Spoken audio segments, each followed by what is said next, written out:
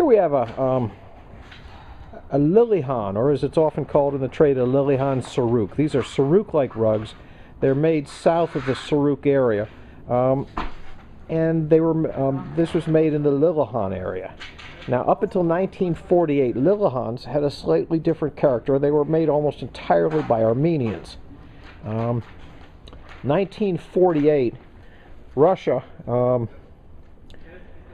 in 45, well, through World War II, Russia had tried to seize Iran. They wanted to capture as much of the country as they could. They actually made a play after World War II. They sent Russian troops into Tabriz. They armed the Tudeh party. They armed Armenians, who were often in league with the Tudeh party. And they tried to create a Soviet Republic in Tabriz.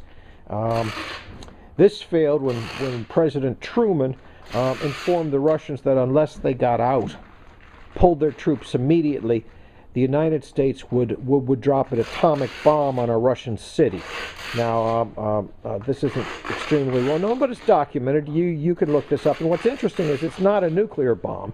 This was before the nukes were out. This is right in the 45 after Hiroshima period, where the United States threatened the Soviet Union with an atomic strike. Consequently, the Russians left.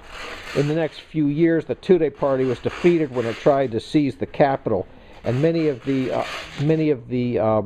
Russian sympathizers and the Armenians came under increasing pressure. At this point, 48, the Russians opened the border and offered to resettle any Armenian from Iran back into present-day Armenia. As I look at the back of the rug is tighter than we generally see with the Hamadan, but is very much in the Hamadan. It's a single weft rug.